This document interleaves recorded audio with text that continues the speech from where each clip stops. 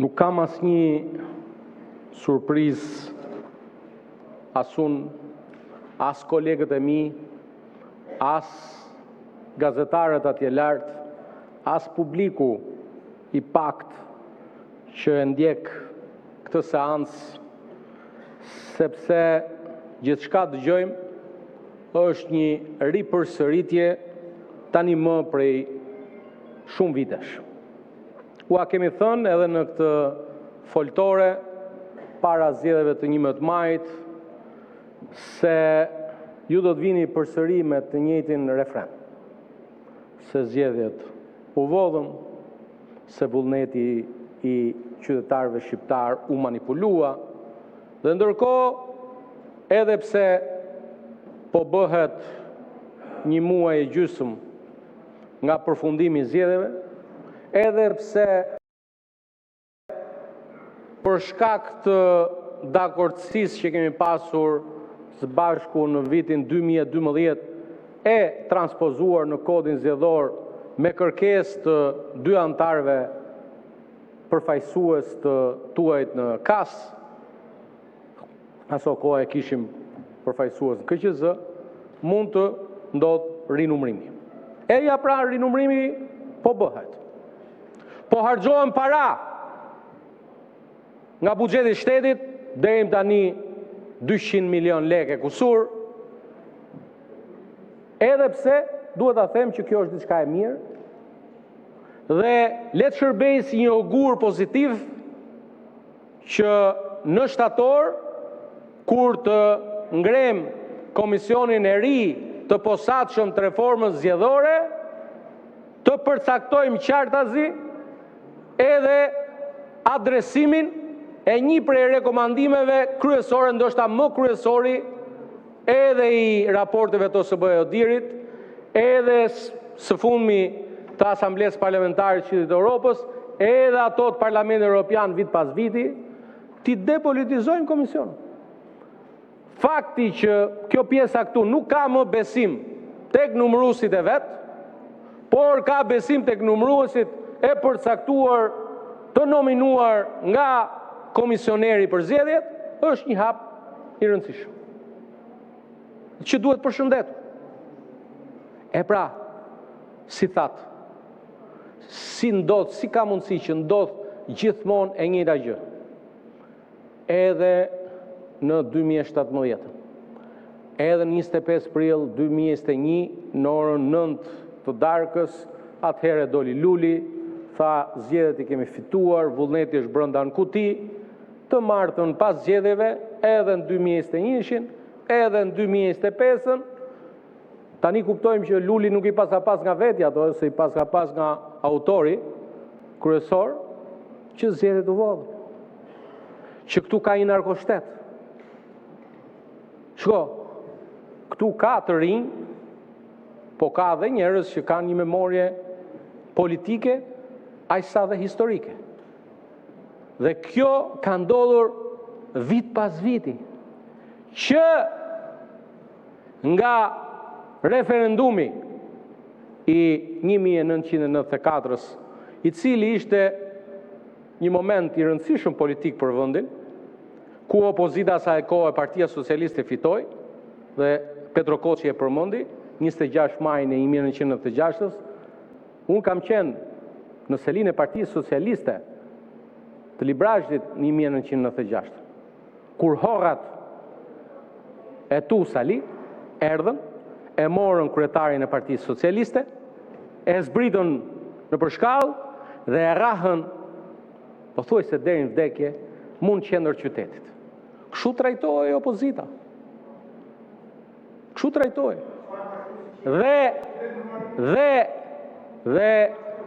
Dhe kam qenë gjimnazist në 1996 dhe kam mbaruar gjimnazin pas atyre zgjedhjeve, po ti të purbin se një. Dhe ndërkohë që sa i përket gjithë të zezave që thua për vendin, ti këtë gjë e ke bërë prej ditës parë. Në 97-ën dole dhe theu vodhën zgjedhjet. Në 2001 dole dhe the u votën zgjedhjet. Në 2013 ishe kryeministër në detyrë dhe the të votën zgjedhjet. Dhe me pas, vit pas vitit njëjtën gjë. Dhe kush e bën këtë? Një njeri ndaj të cilit rëndojnë të gjitha djallëzit më të mëdha të shkaktuara ndaj këtij vendi. Që nga bashkëpunimi me Slobodan Miloševićin për ta furnizuar makinerinë e tij luftarake me naftë, dhe kujtoj këtu një deklaratë të presidentit Thaçi, i cili tha se marrëveshja Berisha-Milošević solli Arkanin në Shqipëri dhe kompania Shqiponja e Partisë Demokratike thyu embargon në pronësitë PD-s. Më pas përndoqje ushtar të UÇK-s, ish komandantin Thaçi, Zahir Pajazitin, apo edhe akuza për vrasjen e ushtarit të UÇK-s Ilir Konushevci. Dhe më pas vjen dhe ky financieri këtu, vjen financieri kur ja ku e ke Tritanin, e ka thënë me zë dhe me figurë Tritani se unë dhe kryeministri Meksi i tham Berishës që Sudja nuk çon parat në bank. E ke me zë dhe me figurë. Dhe Berisha na tha, mos u shqetësoni.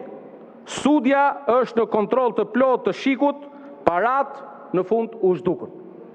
Ku u zhdukën parat?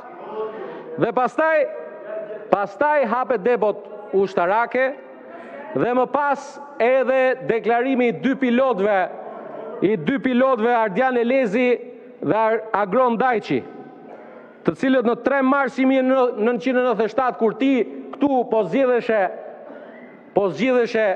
po rizjedheshe president, kishe dhënë urdhër për të bombarduar jugun. Ky je ti.